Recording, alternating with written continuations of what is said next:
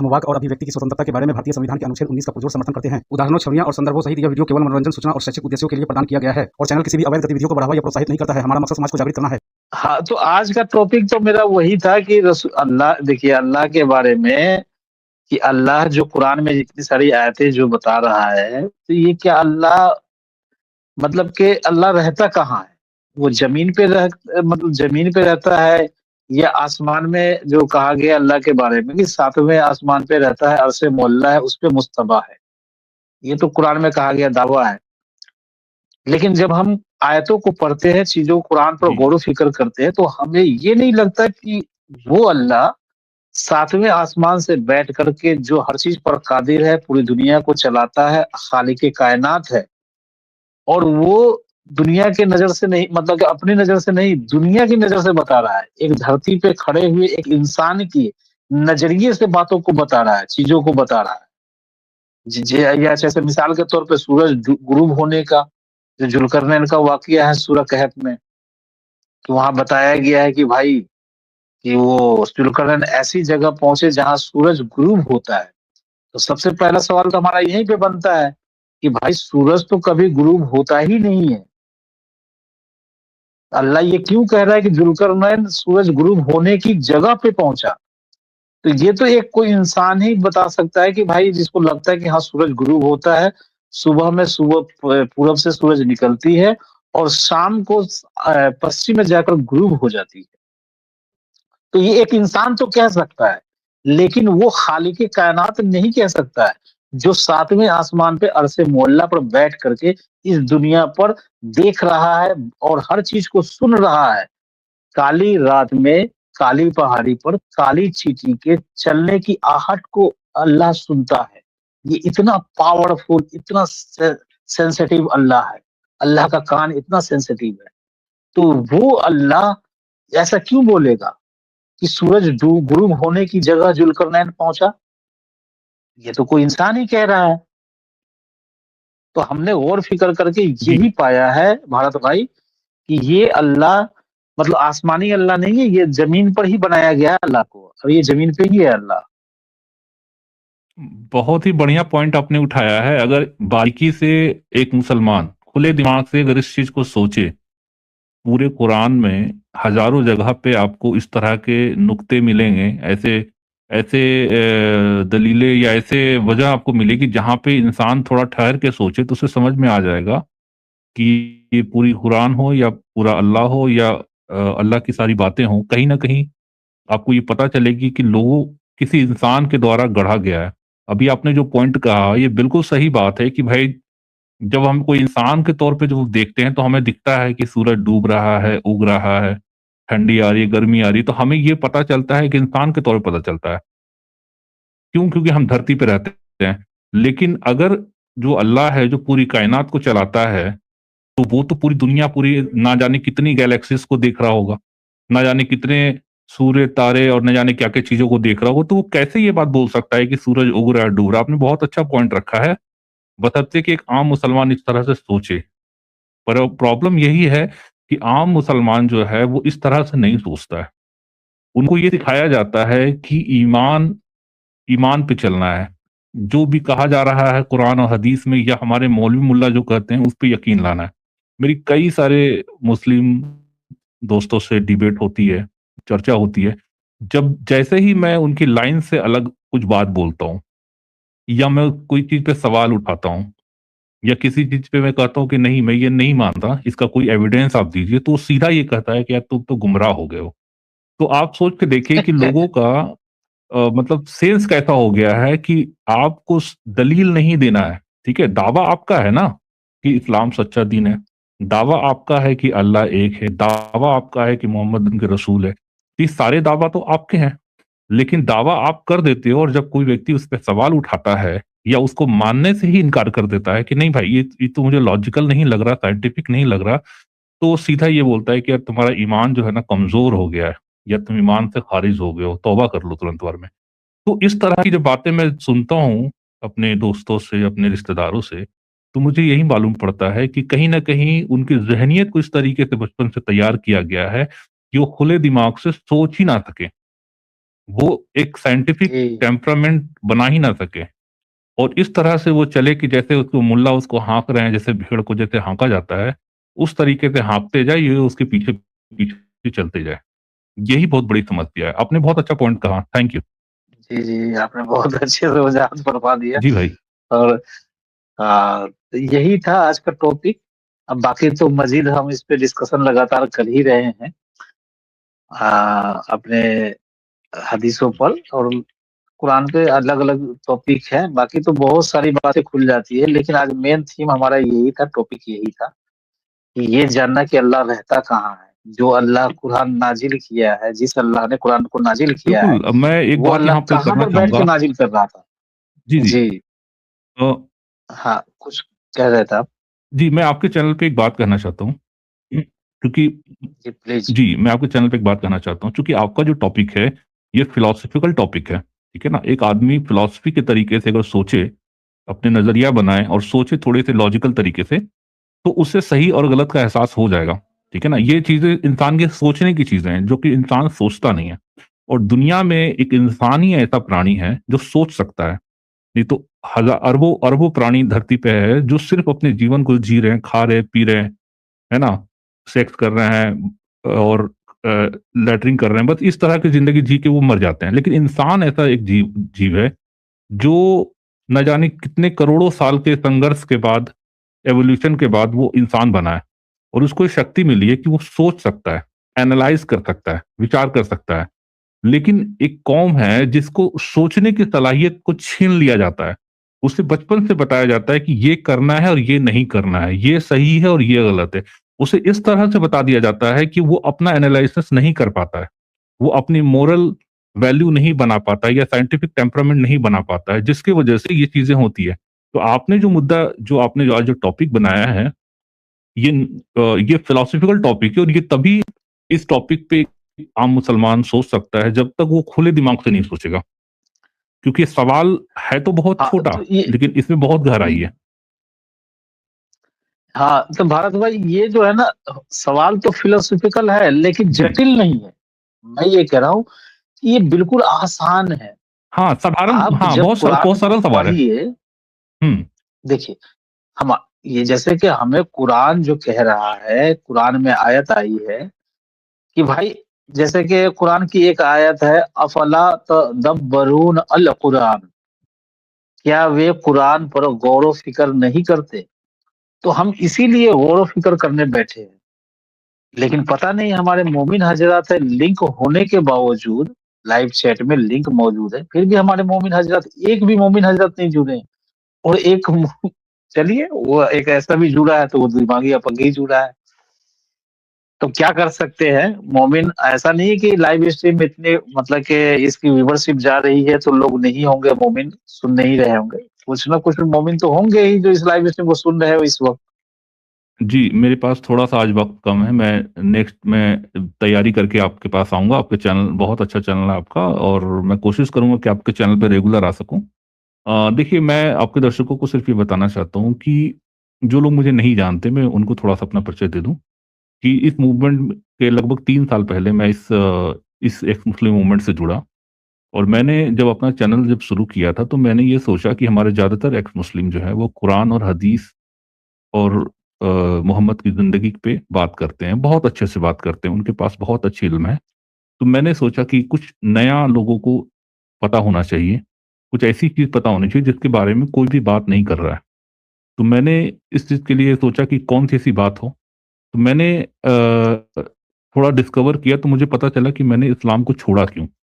जब मैंने इसके रिसर्च किया, तो मुझे पता चला कि मैंने भारत में जो इस्लामिक आतंकवाद की जो शुरुआत हुई और इसके कारण से मैंने इस्लाम को छोड़ा। क्योंकि भारत में उस वक़्त पे बड़े धमाके हो रहे थे, कई जगहों पे बम ब्लास्ट हो रहे थे, ये 2008-9 के आस-पास की बात है और मैंने इसको बड़ा करीब से देखा था, जिसकी वजह से मुझे इस्लाम से बड़ा एक मन में एक जो है तकलीफ़ हुई थी। तो मैंने इस्लामिक हिस्ट्री जब मैंने पढ़ना शुरू किया, तो भारत का ये इतिहास है, लगभग 1200-1300 साल पुराना इतिहास है, जहाँ से भारत में इस्लाम आया और इस्लाम ने कैसे यहाँ पे लोगों के साथ बर्बरता किया, कैसे यहाँ पे लोगों को जबरन इस्लाम कबूल करवाया, मुसलमान बनाया और यहाँ की धरोहर, मंदिरें और अन्य चीज़ों को तोड़ा, उसकी जो पूरी हिस्ट्री मैंने जो पढ़ी, तो मैंने इसके ऊपर काम करना शुरू किया और मैंने अपने चैनल पे इसी पे काम किया है। पिछले 3 साल से मैंने यही काम किया है कि लोगों को ये बता सकूँ कि इस्लाम एक्चुअली जो लिखा हुआ है किताबों में, वो कैसे इम्प्लीमेंट करता है। कैसे लोगों को मजबूर करता है इस्लाम कबूल करने के लिए, मुसलमान बनने के लिए। अगर आप मुसलमान नहीं बनते हैं, तो आपके साथ क्या-क्या चीज़ें हो सकती है, उसको बाकायदा मैंने डॉक्यूमेंटेशन करके मैंने सब चीज़ें बताई हैं। तो मेरा चैनल इस चीज़ के लिए डेडिकेटेड है कि ना कि सिर्फ़ आप ये चीज़ जानें कि इस कुरान में, हदीस में क्या लिखा हुआ है, बल्कि आप ये भी जानें कि आपके देश, भारत देश में इस्लाम जब आया तो उन्होंने कैसी-कैसी बर्बरता की और लोगों को क्या-क्या चीज़ें करके लोगों को मुसलमान बनाया। तो वो जो खून-खराबा, वो जो खूनी पन्ने जो हैं, वो हम लोगों को पढ़ के बताते हैं और सबूतों के साथ दिखाते हैं। तो ये मेरी कोशिश है और मैंने अपना चैनल का लिंक आपके पास डाला है। अगर आप उसको स्क्रीन पे दिखा दें, तो हमारे कई सारे लोग हैं, जो मेरे चैनल के बारे में जान पाएँगे। ये मेरी कोशिश है और बाकी आज से आपके साथ मैंने आज शुरुआत कर दिया है, तो रेगुलर बेसिस पे आप लोगों के सामने मैं रहूँगा। जी, शुक्रिया। जी, बहुत अच्छा काम आप कर रहे हैं भारत भाई, जैसा कि आपने अभी बताया है। वैसे तो मैं आपके चैनल पे अभी नहीं देखा हूँ, अगर मैं रियल बात ईमानदारी से बताऊँ, लेकिन अब आपके चैनल पे मैं देखूँगा कि आपने क्या-क्या चीज़ वहाँ दिखाया लोगों को, और मुझे उम्मीद है, आशा है कि आपकी नॉलेज अच्छी है। मैंने पहले भी 1-2 दफ़ा मैं आपके मतलब संपर्क में स्क्रीन शेयर करके आया हूँ। वैसे निजी तौर पे तो आपसे संपर्क में नहीं रहा हूँ। वो जो मैं जी, जी, जी, एहसान जी। भाई के बारे में आपको बताया कि जब हम एक एक साथ स्क्रीन हाँ, पर थे, 1 या 2 बार शायद जी। हम थे, मिले। तो मैं सर्च करूँगा, आपके चैनल पे है ना, देखूँगा। और दोस्तों, ये हाँ, चीज़ मैंने है कि लिंक डाला है। भारत भाई, तो मुझे तो इतना पता है कि भारत भाई की जो स्किल, जो कम्युनिकेशन स्किल है, बहुत ही लाजवाब है। कि मैंने देखा है कि मैं ये मतलब मैं ये नहीं कि मैं भारत भाई की वजह से मैं ये बोल रहा हूँ, मैं वाक़ई में मैंने भारत भाई को देखा है कि एहसान भाई को लगभग मतलब 2 घंटे के अंदर में इन्होंने बहुत अच्छा सपोर्ट करवाया था अपने व्यूअर्स से। क्योंकि इनका जो कम्युनिकेशन स्किल इतना बेहतरीन है, बोलने का अंदाज़, बात करने का, कि लोगों के दिल तक इनकी बात पहुँचती है। मैंने ये चीज़ फ़ील किया है। और आप लोग भी जो है ना, हालाँकि बता रहे हैं हमारे कि भारत भाई 3 महीने से नहीं थे और चैनल मोनेटाइज़ हो गया है। दोस्तों, ये लिंक आप लोगों को दिख रहा है, हमारे भारत भाई का चैनल है। और ये जितने भी लोग हैं, मैं आप लोगों से जी प्लीज़ हाथ जोड़ के गुज़ारिश करूँगा, सिर्फ़ कहूँगा नहीं, बल्कि मेरा ये हाथ जोड़ कर के गुज़ारिश है, जितने भी अगर मेरे व्यूअर्स हैं और जो मेरे चैनल को सब्सक्राइब कर रखा है, वो भारत भाई के चैनल को ज़रूर, ज़रूर सब्सक्राइब करें। और लगता है मेरे नयन भाई साहब फिर दोबारा आए हैं। जी, नयन भाई साहब, जी, तोफ़ा फिर भाई, से आपका मैं स्वागत है। भारत भाई से थोड़ा बात करना था। जी, भारत भाई, बैठे हैं, जय हिंद, भारत भाई वंदे सामने मातरम। बैठे हैं। जी, जी, कीजिए, सवाल कीजिए, जो बातें करनी कीजिए।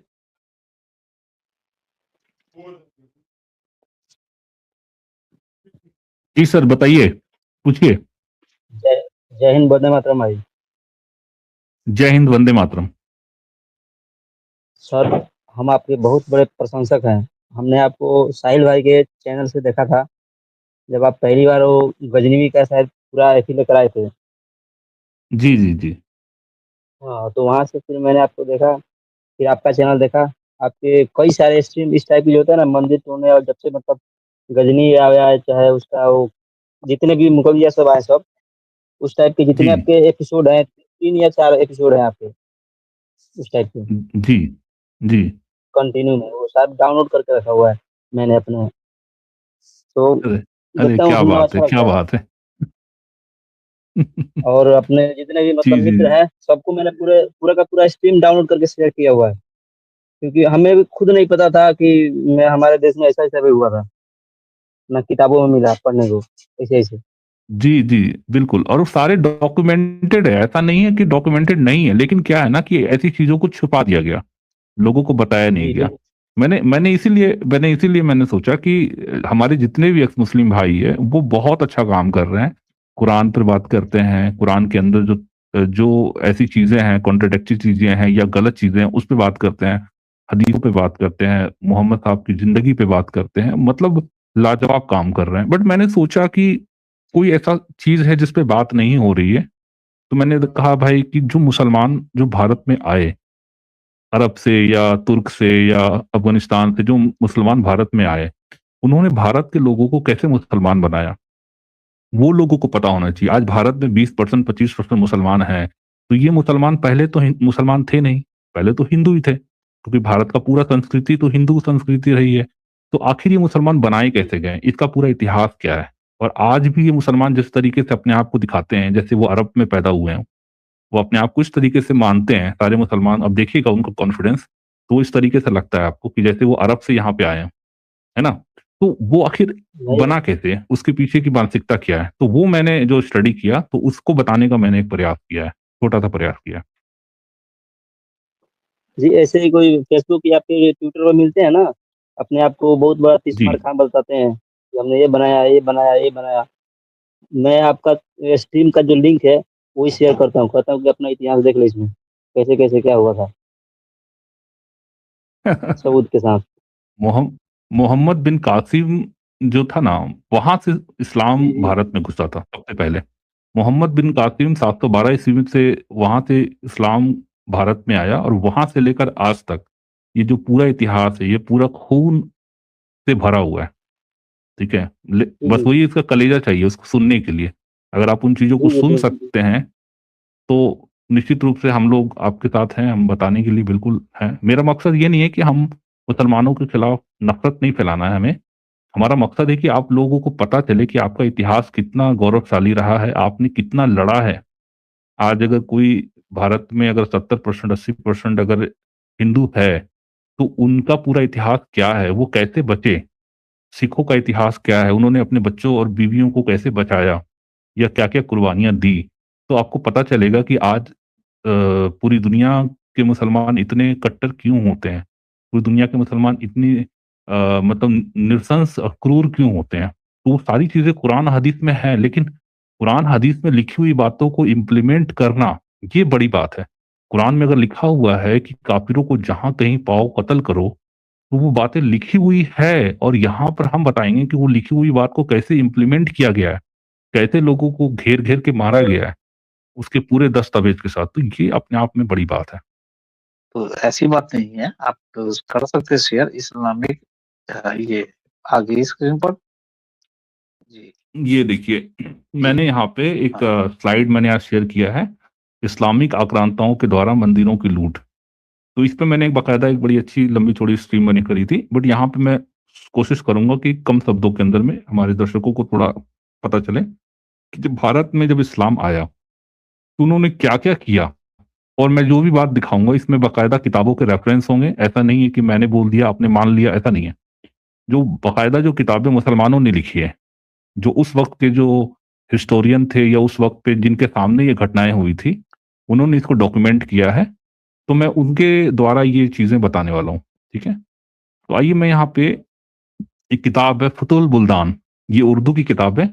उर्दू के पेज नंबर 186 से 187 के बीच में जो लिखा हुआ है, ये मोहम्मद बिन कासिम जब भारत में आया था, उसके पूरी वृत्तांत यानी पूरी जो घटनाक्रम है, उसको यहाँ पे दिखाया गया है, ठीक है? इसको पढ़ता हूँ मैं। जब मोहम्मद बिन कासिम बैरून में आया, तो बौद्धों ने उनका बड़ा भारी स्वागत किया और तख्तो-रस्म का पूरा प्रबंध कर दिया। अब यहाँ पर ये इस बात को समझने के लिए मैं आपको एक बात बता देना चाहता हूँ कि उस वक़्त पे भारत पे हिंदू साम्राज्य थोड़ा कमज़ोर हो गया था और छोटे-छोटे रियासतों में बँटा हुआ था। तो बौद्धों के बीच में और हिंदू साम्राज्यों के बीच में एक थोड़ी खींचातानी थी। जो धर्म था या मज़हब था, ये भी विस्तार कर रहा था, तो इसकी वजह से थोड़ा-सा दोनों के बीच में कॉन्फ्लिक्ट था। तो बौद्ध ये चाहते थे कि भाई हिंदू जो साम्राज्य वो कमज़ोर हो जाए, तो इस वजह से मोहम्मद बिन कासिम को उन्होंने स्वागत किया, आना, मतलब अंदर आने का, भारत के अंदर में सीमा रेखा के अंदर आने में मदद करी एक प्रकार से। उस वक़्त पे जो बौद्ध जो भी राजा थे या जो भी थे वो उस टाइम पे, या जो फॉलोअर थे बौद्धों का, उन्होंने वहाँ पे मदद किया। उसके बाद परिणाम क्या निकला कि इस घर की लड़ाई मतलब बौद्ध हिंदू के बीच की जो घर की लड़ाई थी, इसमें क्या हुआ कि सिंध का राज्य मुसलमानों के हवाले हो गया। सिंध जो आज पाकिस्तान में है, उस वक्त वो भारत का हिस्सा था, वो उस वक्त में मोहम्मद बिन कासिम ने उस पर कब्जा कर लिया, उस पर अटैक कर दिया। मोहम्मद बिन कासिम ने जो बुत खानों का झंडा लगा हुआ था उसको पुजारी की मदद से गिरा दिया। उस वक्त पे जो राजा दाहिर सिंह था, राजा दाहिर सेन राजा था वहां का, सिंध का, और वो बड़ा ही धार्मिक किस्म का आदमी था। धार्मिक के साथ साथ थोड़ा सा आस्थावान या थोड़ा सा अंधविश्वासी मान सकते उसको आप। उनका ये मत था कि जो मंदिर पे जो झंडा लगा हुआ है, जब तक वो झंडा है तब तक हमें कोई हरा नहीं सकता। उस वक्त क्या हुआ कि पुजारी जो था ना, उसको मोहम्मद बिन कासिम ने किसी तरीके से अपने हैंड में ले लिया, उसको किसी तरीके से लालच दे दिया और पुजारी को कहा कि भाई अगर ये झंडा गिराने में तुम हमारी मदद कर दोगे तो ऐसा ऐसा हम तुमको राज दे देंगे या पैसा दे देंगे। इस तरीके का लालच उन्होंने दिया। मोहम्मद बिन कासिम ने उस झंडे को पुजारी की मदद से गिरा दिया। इससे क्या हुआ कि बाकी जितने भी लोग थे ना, जो राजा दाहिर सिंह और उसकी सेना थी, उनका मनोबल गिर गया। उनको लगा कि हमारे देवी जो है वो हमसे नाराज हो गई है। तो यहाँ पर क्या होता है कि पुजारी की मदद से गिरा दिया। उस झंडे को गिरने का प्रभाव दाहिर की सेना पर बहुत बुरा पड़ा। लड़ने लड़ने के लिए निकले अगर बीच में ही भागने लगे, मतलब एक डर हो गया कि भाई हमारी देवी तो हमसे रुष्ट हो गई है, तो वो डर के मारे भागने लगे। तो जितने भी युद्ध में लड़ने योग्य मनुष्य थे उन सबका कत्ल कर दिया गया। चारों तरफ से घेर के मोहम्मद बिन कासिम की जो सेना थी उन्होंने सबका कत्ल कर दिया। और जितने भी उस बुत खाने मतलब मंदिर के अंदर में जितने भी भिक्षुक थे, पुजारी थे, उन सबका कत्ल कर दिया गया। यह कत्ल 3 दिन तक चलता रहा। कासिम ने वहां पर मंदिर की जगह पर एक विशाल मस्जिद बनवाया। ये रेफरेंस आपको मिलता है फतुल बुल्दान के पेज नंबर 186 से 187 में। फिर मोहम्मद बिन कासिम मुल्तान पहुंचा और नगर को पूरी तरह से घेर लिया। जो नगर था मुल्तान, उसको चारों तरफ से घेर लिया, सारे किले को घेर लिया। और हालत यहां तक पहुंची कि मुसलमान लोग वहां पे जो खाने को नहीं मिला तो उन्होंने वहां के गधे उधे जितने भी थे उनको कत्ल करके खाने लगे। अब ऐसी अवस्था में एक आदमी मिला। देखो, हमारे एक कहावत है कि भारत के जो किले हैं ना, उसको अंदर से ही खोला गया है। मतलब गद्दार जो है वो कोई अंदर का ही आदमी रहा है। तो एक गद्दार तो भी आपने देखा कि उस मंदिर का पुजारी जो था उसने वहां पे गद्दारी करी, झंडा गिराने में मदद करी। दूसरा गद्दार यहाँ पे आप और देखिए कि एक आदमी आया और उसने कासिम को कहा कि शहर में पानी जाने का यही एक मुख्य मार्ग है, मतलब पानी जाने का एक रास्ता था, उसके बारे में उसने जानकारी दे दी। अब मोहम्मद बिन कासिम ने क्या किया, उसको रोक दिया, पानी जाने का मेन रास्ता ही रोक दिया। जिससे क्या हुआ कि उस नगर के अंदर जितने भी लोग थे से प्यास से मरने लगे। उसके पास कोई ऑप्शन नहीं था कि वो वहां पे रुके रह सकते थे, क्योंकि वो अगर उनके पास खाने और पीने की सामग्री रहती तो वो अंदर में किले के अंदर में रहते। और एक समय के बाद मोहम्मद बिन कासिम की सेना जब भूखे मरने लगती तो भाग जाती। लेकिन यहाँ पर क्या किया, पानी रोक दिया तो अंदर प्यास से लोग मरने लगे। खाना के बगैर तो आदमी कुछ दिन रह सकता है, लेकिन पानी के बगैर आदमी के लिए रहना बहुत मुश्किल हो जाता है। इस सूरत में क्या हुआ कि सारा शहर खाली कर दिया गया। कासिम ने युद्ध के योग्य सभी नौजवानों को कत्ल कर दिया। बच्चों और औरतों को लौंडी और गुलाम बना दिया गया। लौंडी के बारे में मेरे ख्याल से हमारे जितने भी व्यूअर्स से जानते हैं, जिन महिलाओं को सेक्स करने के लिए या बेचने के लिए इस्तेमाल किया जाता है उसको लौंडी कहा जाता है। भारत भाई, मैं आपको बीच में थोड़ा सा रोक लूंगा। मैं माफी चाहता हूँ क्योंकि मैं आपका नहीं चाहता था कि आपका जो फ्लो है वो टूटे, लेकिन मैं इसमें थोड़ा सा एक ऐड कर देना चाहता हूँ। ये जो पानी का आपने जिक्र किया है किसी को कमजोर बनाने के लिए, ये ट्रिक जो है ना प्यारे हमारे नबी रसूलुल्लाह का भी रहा है, शुरू से ही रहा इस्लाम का। और वो करबला जब आप पढ़ेंगे ना, करबला हसन हुसैन और जो यजीदी का वो वाकया जब पढ़ेंगे करबला का, तो वहां भी पानी का ही मतलब पानी को ही रोका गया था पहले। तो किसी को कमजोर बनाने के लिए ये ट्रिक जो है ना हमारे रसूलुल्लाह ने वो अपनाया था पहले भी।